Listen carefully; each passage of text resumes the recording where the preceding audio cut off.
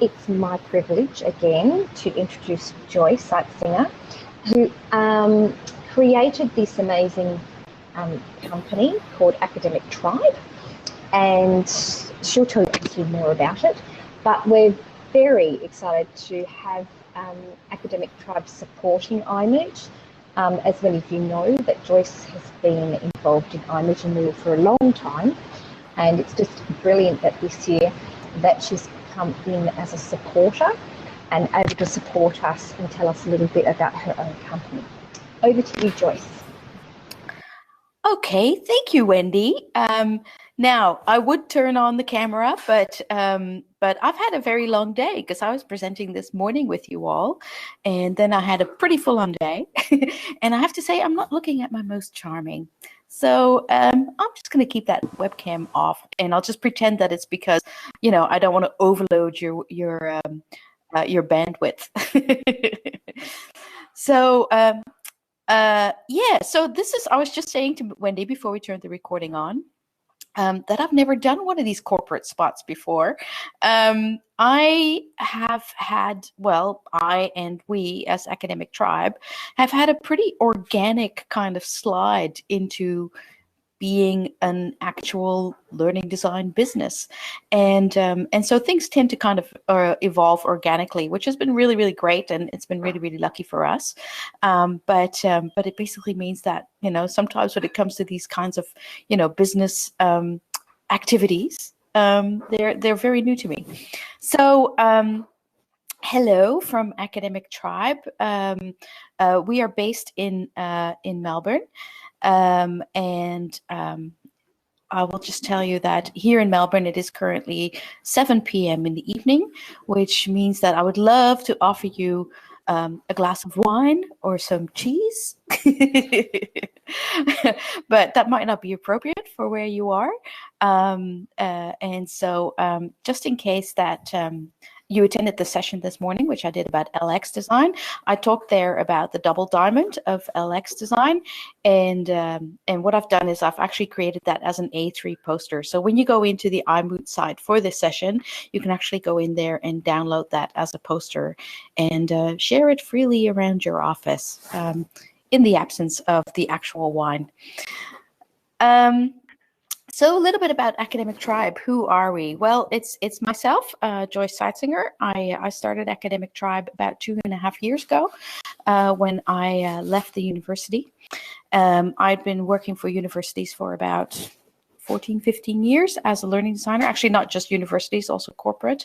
And I was getting a little bit frustrated with the types of work that I was doing. It felt to me like it was just a repetition of moves.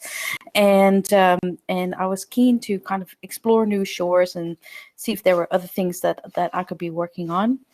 And I ended up leaving my job. At the same time, my partner, Mark Smithers, ended up leaving his job as well, and so he started his own company. I started my own company, and then we were really lucky, and we ended up getting quite a large project, and that meant that we said, "All right, well, let's do this company thing together," and that's what we've been doing ever since. We don't just work by ourselves. Our idea has always been that Academic Tribe, the name kind of says it, is that we would be like a globally distributed network of people who have the same types of background as we do. So learning designers, education technologists, and that we would work together online and remotely.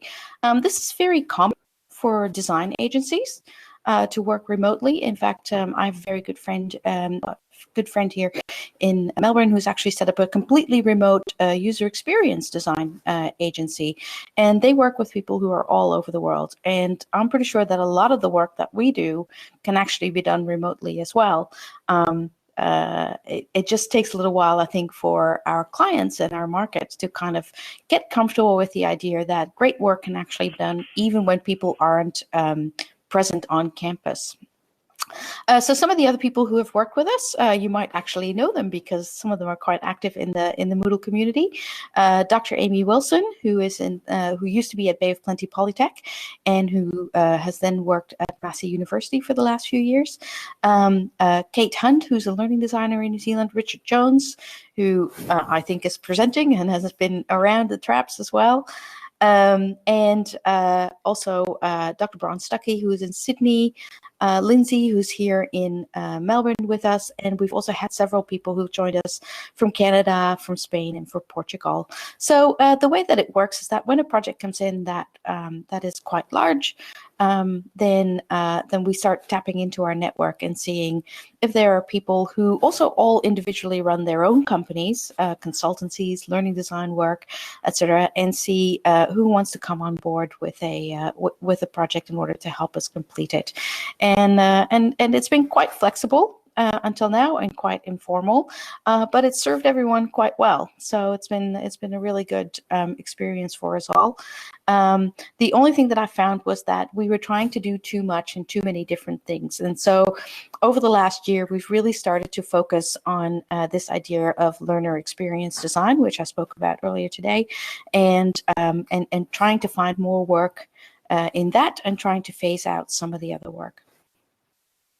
By the way, I'm happy to take any questions from people if you've got questions, or just drop them into the. I haven't got a lot of slides, so I'm happy to talk. Either about what it is that we do, or just about kind of the thinking around doing this kind of work in the environment that we work in.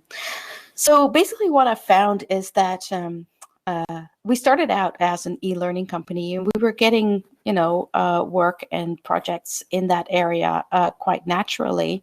But what I found is that some of that work was actually kind of similar to the types of projects that I was working on that made me want to leave the university in the first place, which is that they weren't very challenging, and often it was a matter of the tail wagging the dog, I suppose, which is that people had already made up their mind about what kind of a design they wanted by the time that they approached us and said, "Please, can you build this for us?" And so gradually, and as I was also upskilling in user experience design, I found that what I actually wanted to do was bring us in earlier at the beginning of the stage of the kind of design stage, where people are trying to kind of find out who their learners are, what those learners really need, and what some of the design challenges are that they have. So kind of been moving ourselves from being just an e-learning house, of which there are many, and a lot who have been around for a lot longer than we have, into specializing in learner experience design. And for me, that kind of equates to this, which is that it's basically been a move from frustration to delight. And in that, I really enjoy the types of projects that we work on now. So some of the work that we've done, probably one of the largest projects that we've worked on was for Chisholm Online.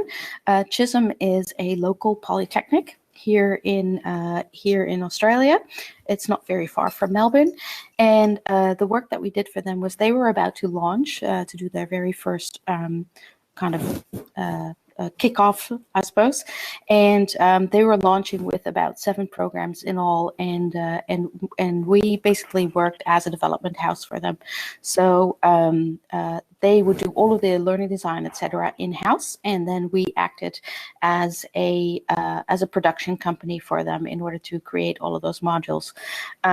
We learned so much from that project. It was a really great collaboration, and it worked for both companies because they were kind of in those initial startup phases, and we were in the initial startup phase, and so everyone was quite happy to be flexible. And I do think that that's one of the great things, if you can achieve it in your projects, if you can really work like in partnership with the client, so that it's always a win-win situation. We built everything in Articulate Storyline, and in order to do that, at one point our team expanded to about 8 or 9 people. And so there was a lot of like project management involved in that, which was great for us. There was a lot of communication that was involved in that, and that was also great for us. And we also had some very challenging times making Articulate Storyline work nicely inside Moodle on a mobile device. I remember that took quite some time, but a really great project. And since then, Chisholm Online has gone from strength to strength. It gave them time to figure out, whether they wanted to do development in-house or out-house, and they decided to actually do it inside. And they're doing really well, rolling out program after program, and they've been really successful. Some of the other work that we do, we've worked with Adult Learning Australia and did some social media training with them and consulting. This is one of those things where, people know that you do a particular thing and they contact you and it's like, yeah, I can do that, and you do it and it's great. But like I said earlier, I have been trying to kind of do a little bit less of that, just because I really want to focus on developing the learner experience design side of things. Some of the other stuff that we've done, and that is, I feel, closer to learner experience design, is badges. So some of you will have been part of OBANS, which was the Open Badges user group for Australia and New Zealand. At the moment, we seem to be on a bit of a hiatus. I got too busy and I couldn't really find anyone else who wanted to take it over. If somebody does, please do get in touch with me. I'd be happy to hand over the facilitation and kind of stay in the background and stay involved in the background of the OBANS community. That would be great. But because I was doing a lot of Open Badges kind of evangelism around the place, I was invited to do a keynote for the Australian Institute for Training and Development. And as a result of that, they were like, this is awesome, and badges are awesome, and we'd really love you to help us design badges for our professional development programs, which was a great another one of those great projects, in that it gave us the opportunity to look at what it would really take to put this in place for a client, and it gave them the opportunity to really set themselves up as not just bringing together speakers at their annual conference to talk about these innovations, and not just, talking about it, but not just talking the talk, but also walking the walk. And they're a great bunch to work with. If you ever have the opportunity to go to the AITD conference, which is in Sydney, I highly recommend it. And they're becoming increasingly active on social media as well, and sharing some great stuff. So yeah, badges projects, and I've done several badges workshops, etc., around as well. Some of the other work that we've done is building websites, mainly in WordPress, and a particularly interesting project in that was work that we've been doing with the School of Architecture here in Australia at the RMIT University in Melbourne, who decided that they wanted to MOOC. That was our initial thing. And by applying a little bit of learner experience design and doing a little bit of user research, we actually found out that no, it wasn't a MOOC that they wanted at all, or a MOOC was only about 10% of what they really wanted. What they actually wanted, and which was really interesting to us, is that they wanted a community space. They're a highly active community of practice who have long established face-to-face community of practice activities where they all wish all over the world 3 times a year to get together in various exotic locations, Barcelona, Melbourne, and Singapore, I think is one of the other ones. Vietnam.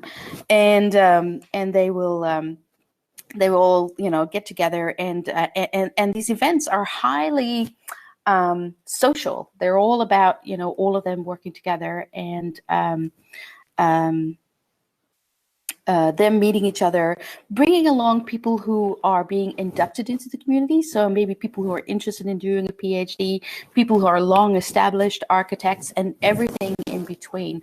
And basically what we discovered through the user research that we're doing with them was that what they actually needed wasn't so much a MOOC, to target like a few people who were interested in that. What they actually needed was a digital space that would support the types of physical interactions that they were already doing, and that's been a great project. And in fact, I'm writing it up together with one of the learning designers who's inside RMIT, who worked with us on this. So there'll be more information about that coming out soon.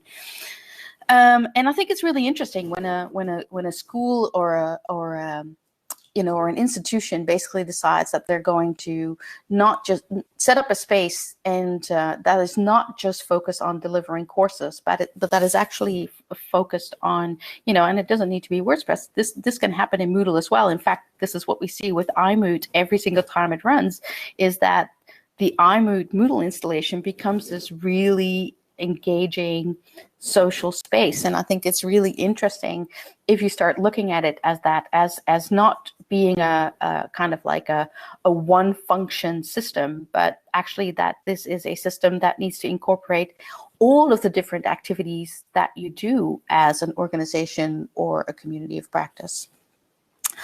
So some of the other work that we have a good relationship with RMIT University, which has been really great. Some of the other work that we've done there is, again, social media for researchers. But we've also, last year, we were really lucky because we started to talk more about learner experience design. People's ears started to prick up. And so we were actually really lucky to work with them on some quick turnaround projects. And this is something that might be of interest to those of you who work inside institutions, because we were asked to come on board with a number of express projects, which is where it was almost like microsurgery for your course, right? Basically, what they were saying to their lecturers is, if you have a course that you think might need some help, send us an expression of interest. So this wasn't a, we will help everyone, or, just send us an email. It was, send us an expression of interest. Tell us what, some of the issues are that you are having in your course. And then we will take you through a 6 to 8 week project for identifying several different challenges, picking one of those challenges, and working on it. So it really was like this idea of microsurgery for your course. And that was a really,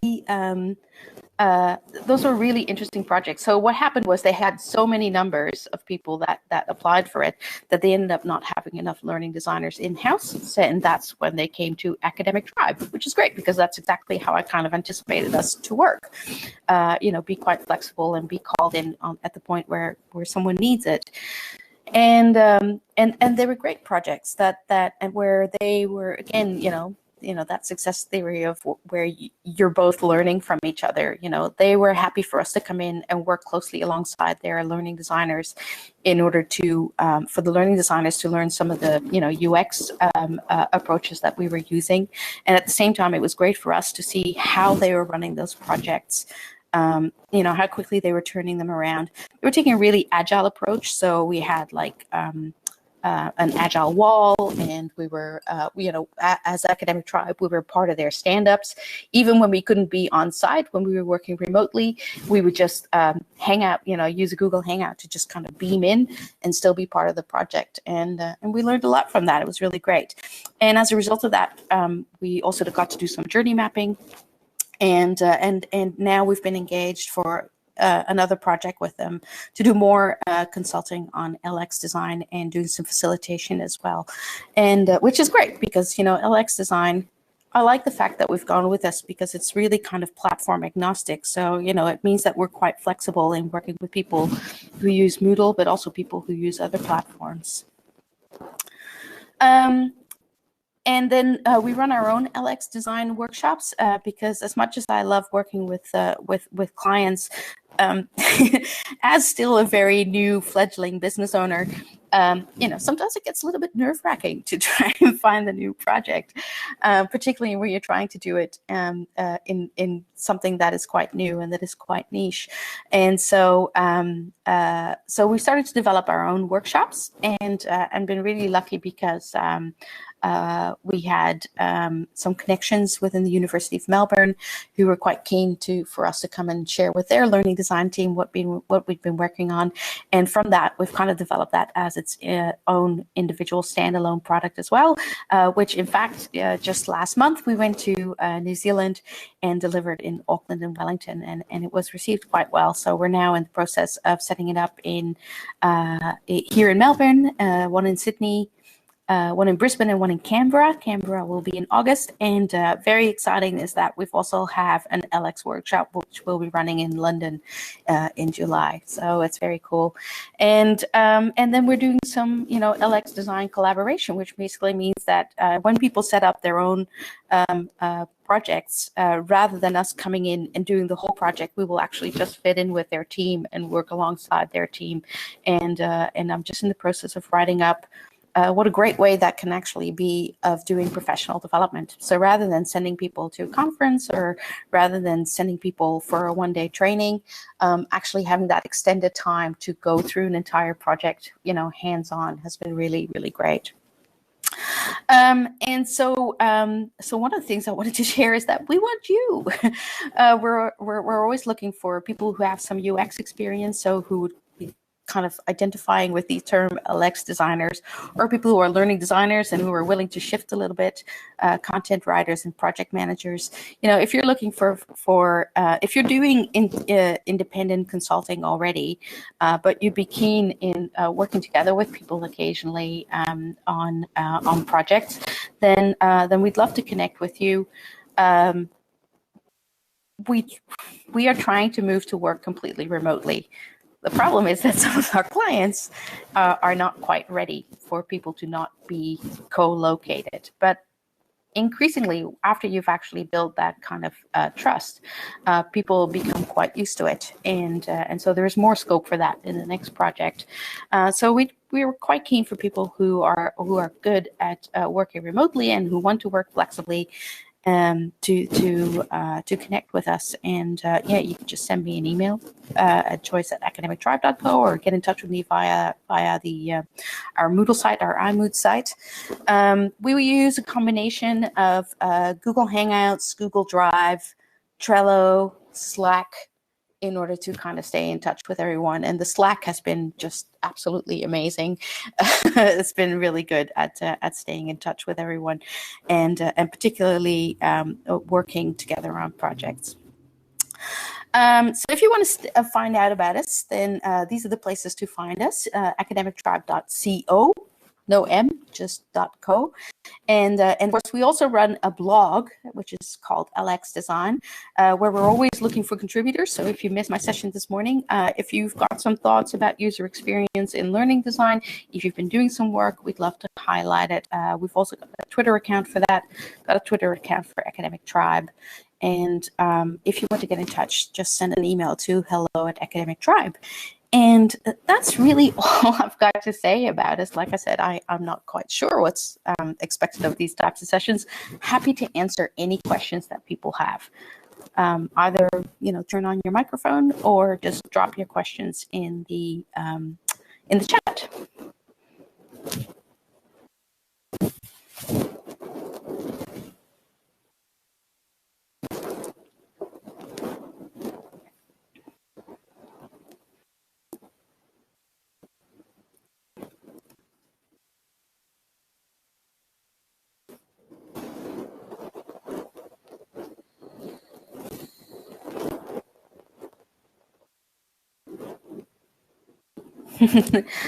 Wendy, how did we come up with the name? I don't know, Wendy. It just came to me. No, it was probably influenced by Seth Godin's idea of the tribes. After that book that he wrote, The Tribe, which is about this idea that online people, in fact, in the online spaces, people are able to find their own tribes, even when those tribes are really, really niche. And people can find each other in a way that they used to not be able to find each other, and they can work and learn together in a way that they used to not be able to work and learn together. So that's kind of where it came from. And then the other idea was that I really wanted to kind of stay connected to New Zealand, because as you know, I miss New Zealand a lot. And of course, in New Zealand, we have our Maori tribes, which are called iwi. And that gave me a connection to that. And when I told our graphic designer about that, he was nice enough and actually designed that little spiral that you see in the middle, which is a New Zealand symbol called a koru, which stands for the renewal of life. So it was a great little symbiotic thing, and I've been really happy with it. People find it really recognizable. Dorothy says, do you mainly use Articulate or any other developing tools? Actually, we don't use Articulate all that much now. We used it a lot when we were doing the types of, e-learning content production. But lately for us, it's mostly been about WordPress and HTML5, really, just designing things in HTML5. Anything else, Mark, that you can think of? No, video work. Yeah, we've been doing some video work as well, some graphic design. Yeah, we're pretty flexible, really. I think any of us who've been learning designers for a long time know that if there's a tool, we can learn it. So, but I enjoyed working with Articulate, but I did get really frustrated with the mobile interface. Was I influenced by Gabriella Coleman's study of 4chan? No, I wasn't. I would prefer not to be associated with 4chan, Tabitha. Oh, can Mark intro himself, or did I miss that earlier? Mark, you want to introduce yourself? Oh, am I on camera? No, you're not on camera. Oh, thank goodness for this. Hi, I'm Mark, and I'm here with Joyce, and listening very carefully to what she said, monitoring her comments, which I think have been very correct. And yes, I tend to be more technical than Joyce, and so I'm not quite sure what you're saying there. So I tend to focus on we've been doing a lot of work. If anybody's interested, we do a lot of work with jQuery, with HTML5. We try and be as platform independent as possible. We do work with WordPress and with Moodle, and we have a preference for open source, of course. So yeah, that's our technical philosophy, I think. Yep, that's pretty much it. Miranda, have you got your microphone working? Because it'd be good to hear why you feel like you're growing out of Storyline. Oh, I see you haven't got your microphone working, but that's an interesting comment, I think. Tell you what, we love HP5. Oh, that's right. Yeah, HP5. Do you want to talk a little bit about that, Mark? Yeah, so we've been using HP5, which is an open source set of tools for creating interactive learning objects. It's completely open and standards based. It works very well with Moodle and just about any other platform, to be honest. And yeah, that's the way we would like to progress in future. I suggest you have a look at hp5.org, I think it is. I'm just checking that out. Oh, can you throw it on Twitter with the #Moot16 hashtag? I will do that. Okay. H5P. Dorothy asks, is it HT5? It's h5p.org.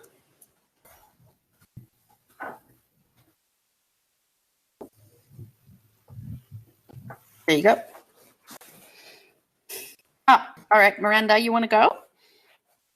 Yeah, so hope you can all hear me. So Miriam and I work at the same, Miriam Laidlaw, who was in the presentation with me before, works together at Waitemata DHB, and we work in Storyline mostly, and so upload all that stuff on Moodle. And what we find is the further we go, because we work very scenario-based, consequence-driven, try to put in gamification elements and so on, and we're both kind of ex-programmers as well, and we find ourselves really, really frustrated by trying to put in difficult stuff because there's basically Storyline has triggers and states in layers and variables, but they are let's say, extras on top of the fact that mostly doing presentations.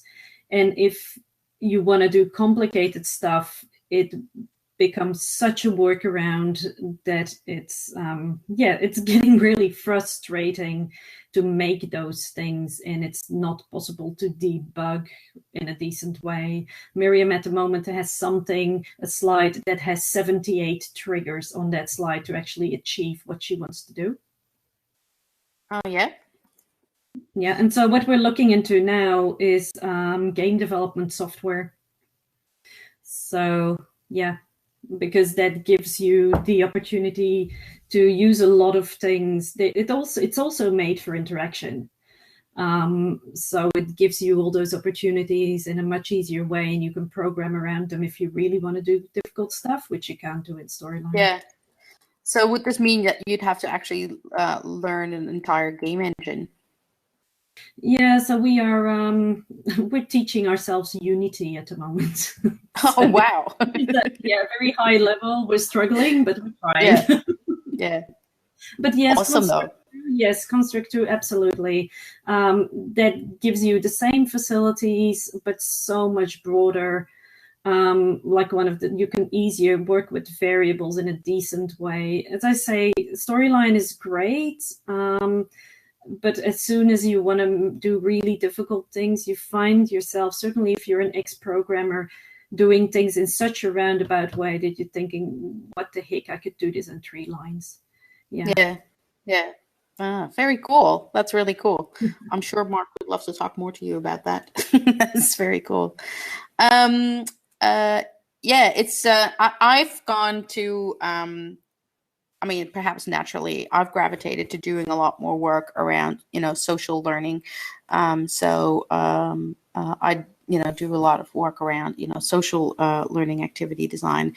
And I've kind of moved away from platforms because I guess because I was feeling like I was just learning one platform after another. And then, having to, you're constantly like upskilling yourself. Whereas, if you think about, some of the online social activities that you can set up, you can do it in a lot of different ways, and it's kind of timeless, and it doesn't really require a platform. But some of the stuff that you see being produced now is really, really awesome. So I'd love to see some of the work that you guys have done, Miranda, if you guys are in a position to share it. Game dev naturally works towards cross-platform. That sounds great.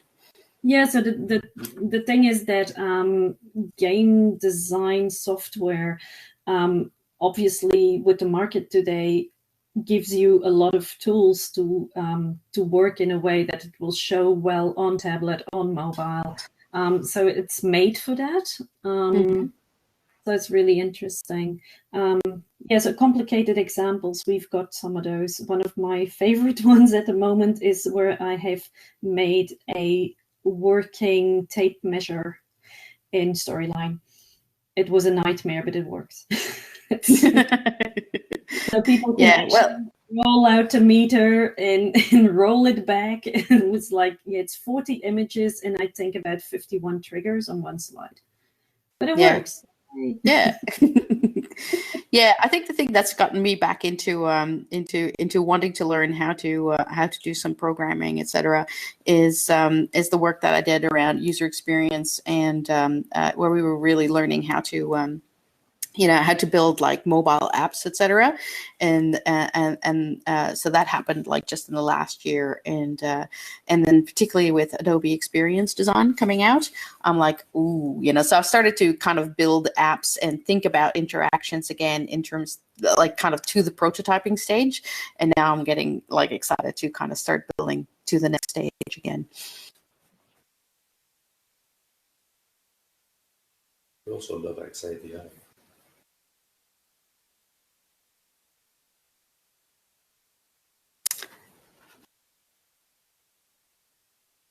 If you haven't taken a look at that, I've just dropped that link into the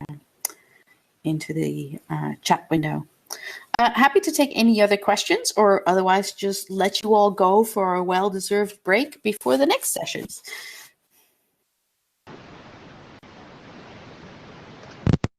Just quickly before you disappear, I just want to say thank you so much, Joyce and Mark, for the presentation and giving us a lot more information about what you do and how it works.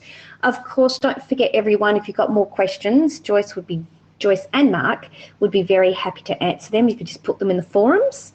And of course, if you think it's suitable for somebody else that you know who might need Academic Tribe to help them with something, just get in contact with Joyce as she's given you that information. Thank you so much. And I just want to say at this point as well that I really want to say thank you to Shane and Wendy, who've just been doing such an amazing job, and to all the Pukunui team who've been doing an amazing job at running Session-iMoot16. Absolute top level quality presentations as always. So thank you, Pukunui, and thanks to everyone who's involved. Oh, thank you. Our pleasure. And to be honest, there's a big team behind me. There's one here, Gareth. I don't mean literally behind me. I think I just heard your team giggle. Yeah, I've got my dog and my kids. No, and there's Gareth, who's just popped in at the bottom. And of course, yeah, we've got people from across the world, and Vinny, of course, puts in all the great work. Thank you so much, though, Joyce. That's lovely. But thank you for all the volunteers as well. Thank you. I hope you enjoy the rest of the moot, everyone. All right. Thanks, everyone. See you online.